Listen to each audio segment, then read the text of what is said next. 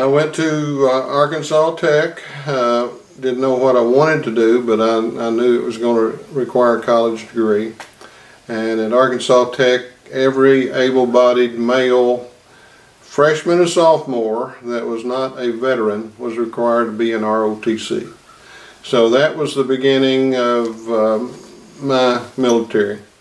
So during my sophomore year, and it was in 1969, the Selective Service had a lottery to see who would be drafted, and my birthday was the 5th one picked, which meant that as soon as I got out of college, I was going into the military. But as it turned out, the Vietnam War started winding down before I finished college, and so when it was time to be commissioned, they needed fewer lieutenants, and so they gave me a choice of 2 years or 3 months in the military, and I chose the 3 months because I did not want to wear the uniform every day, and I had a job lined up with the U.S. Department of Agriculture. In January of 1973, we went to Fort Benning, Georgia to the Infantry Officer Basic Course. Unfortunately, while I was there, President Nixon put on a hiring freeze, and so the U.S. Department of Agriculture job I thought I had was gone. So I come back, and I was not in any military. I was Army Reserve, non-drilling status. And then I started to work, or started school, working on a master's degree at Fayetteville. And a fellow there by the name of Ralph Mays was a retired major, and he found out I had a commission, and he encouraged me to join the National Guard. And he said, you can probably use the money, and he was right there. So I went down and joined the 142nd Field Artillery Group at Fayetteville. And there I was, an infantry officer in an artillery group, and they made me an aerial observer. I made one annual training period with the 142nd. In the meantime, the federal hiring freeze had lifted, and so then I quit working on my master's and took this job with the U.S. Department of Agriculture. I ended up in Mena, Arkansas with the Department of Agriculture, which had an infantry unit in it, part of the 39th Brigade, and wasn't long till they had a lieutenant vacancy, and in that company, and so I joined the 39th Infantry Brigade as a lieutenant at DeQueen, Arkansas. The next year they had reshuffled in the company, and I got to be a platoon leader in Mena. All right, I stayed in the Charlie Company, 1st of the 153rd Infantry, 39th Brigade, there at Mena. Served not only as a rifle platoon leader, but also mortar platoon leader, and then became the company commander. That was pretty neat to have your civilian office right across the road from where you command the National Guard unit. I stayed 3 years as company commander at Mena, and I got a call one Sunday afternoon, and it was a brigade commander, General Dub Myers, telling me he was going to make me the company commander at Clarksville, an engineer company. I took that, spent 2 annual training periods with them, then went back to Malvern as the executive officer, and in the meantime we had moved from Ozark to Conway, and I can tell you, living in Central Arkansas makes all the difference for officers in the National Guard. After being executive officer of the battalion, for some reason they moved me to brigade staff as provost marshal.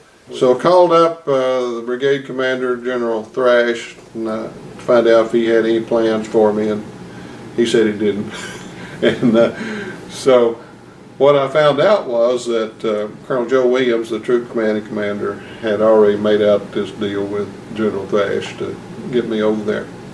So I became the personnel officer at Troop Command, and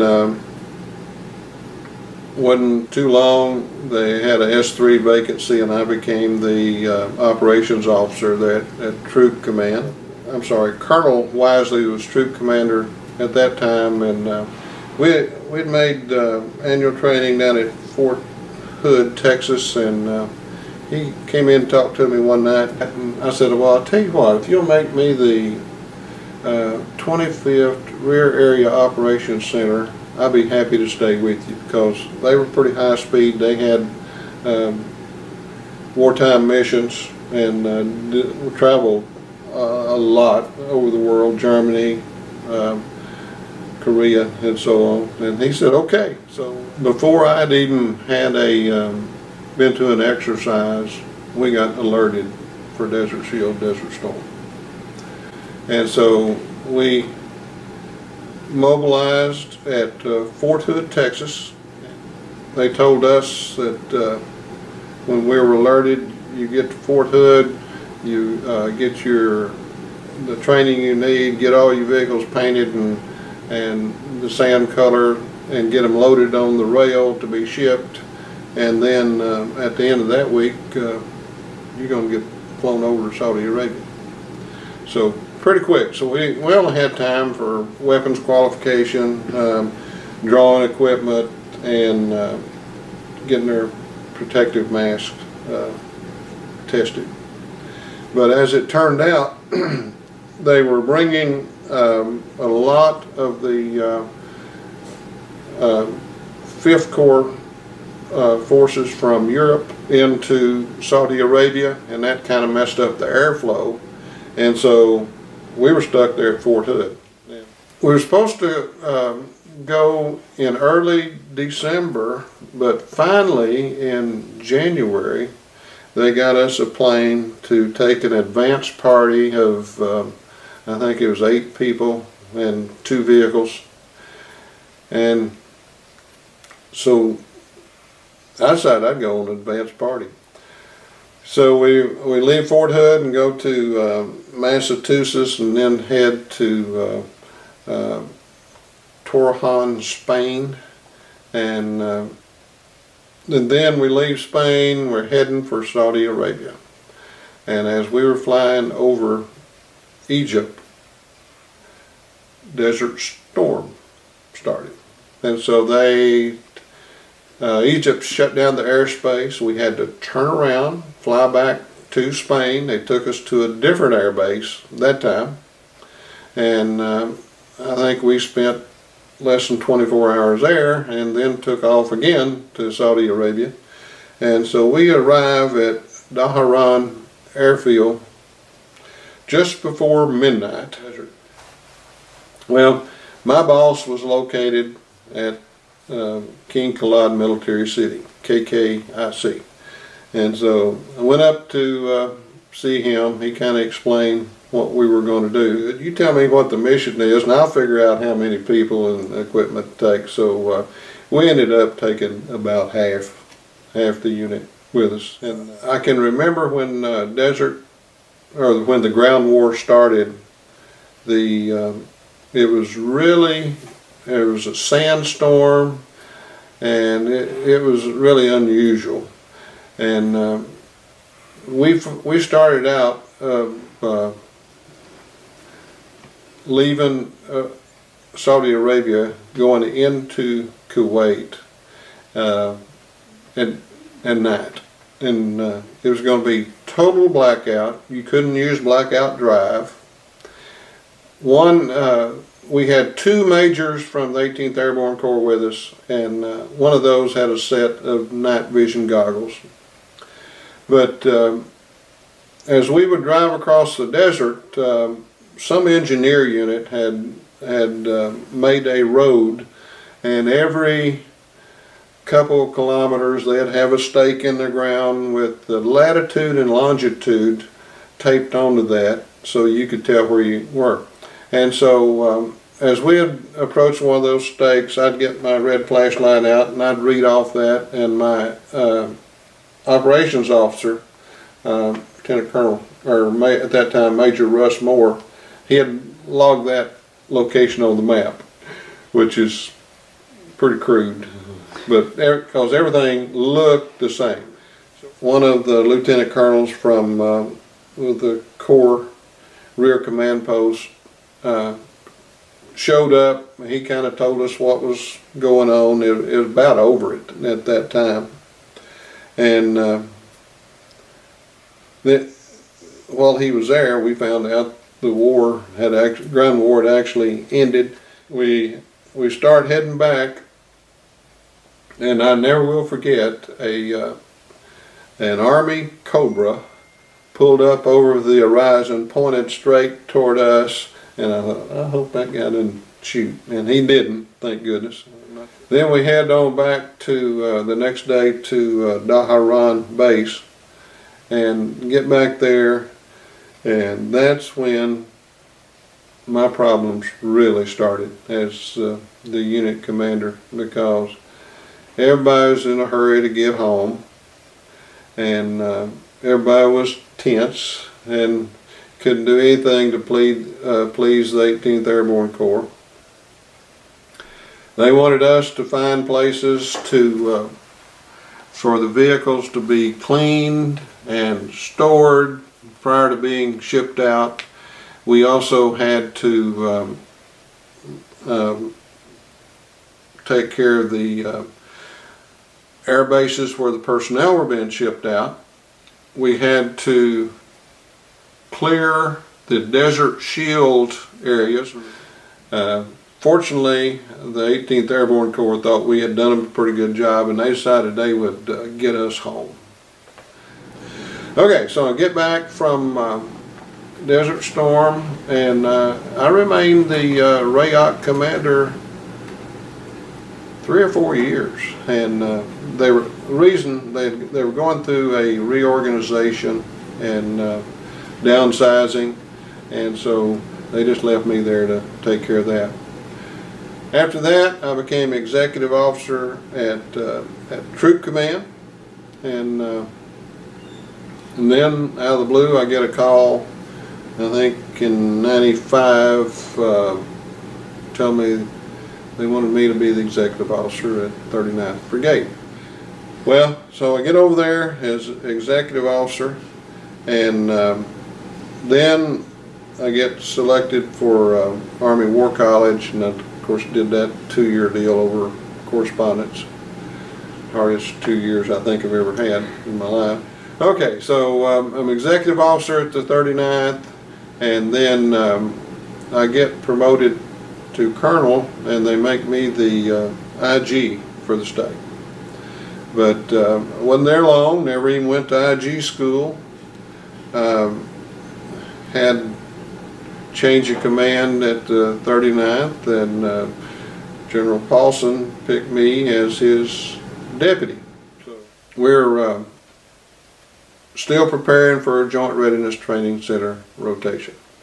So we get down to Fort Polk for one of the coordination meetings, and they said, what are you doing here? You're not going to be going. You're going to fix and go to Iraq.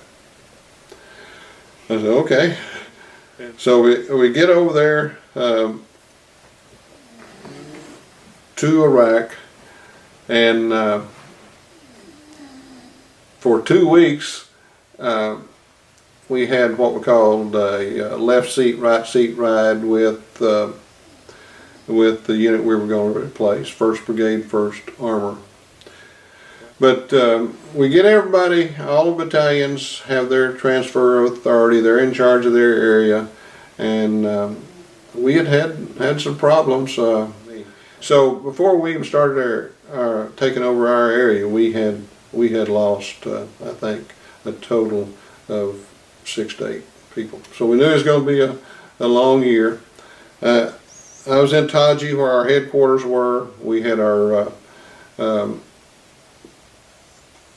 cavalry troop, or our engineers, the 2nd and 7th Cavalry were there, and then artillery battalion was there. In Baghdad, I had a unit from the Oregon National Guard, and I also had one of our infantry battalions there. So we had a large portion of Baghdad east of the Tigris River, and then extended northward. We had the largest area of operation of any of the 1st Cavalry Division.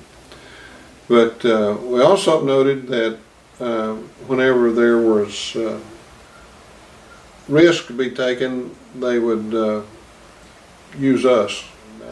It was dangerous. You could do everything right and still get hurt. I was on the road about 3 days a week. It'd take me about 30 minutes on a good day to get to each of our bases in Baghdad, and I only had a couple of incidents that were kind of scary. One is after we left Taji going to Baghdad, we met a vehicle that tossed a grenade at our vehicle, and it landed behind and exploded. And then another time in Baghdad, I was going to go visit some of the Oregon soldiers that were providing security at a bridge on the Tigris. And as I was going to see them, big explosion occurred, and come find out it was car bombs at a police station. And if we had gotten there a little bit earlier, we could have been involved. We had, I think, soldiers from 10 states that were with us. Not only did we have the Oregon Battalion, we had 2 battalions from Maintenance and Ordnance Battalion or Transportation Battalion from New Mexico. We had military intelligence personnel from California and Maryland. We had air defense personnel from Illinois, had a signal company from Pennsylvania. So that was all in addition to that active duty battalion. And then we picked up some Army Reserve folks like civil affairs and psychological operations. I would mention that one of our key tasks was to train the Iraqi Army. And we had 2 battalions and a separate company that we were responsible for. And that was always kind of interesting to deal with them. And if we were going to use them on a mission, we'd typically not tell them what we were going to do until right at the end, because otherwise they liable to get on the cell phone and call the folks we were after. I was gone from my civilian job about 22 months on that deployment, and I was fortunate working for the Department of Agriculture. It didn't matter that much, but pretty traumatic for a lot of other folks. I think the military is good for anyone if they're physically able. It gives you discipline. It gives you training. You've got the camaraderie with your fellow soldiers. So I would encourage everyone to pursue the military. This is my 39th Brigade coin, and it looks just like the patch for the unit. But I show that to let everybody know that it's not always the highest rank that you make that is the most fulfilling. And most fulfilling assignment I ever had was the commander of the 39th Brigade.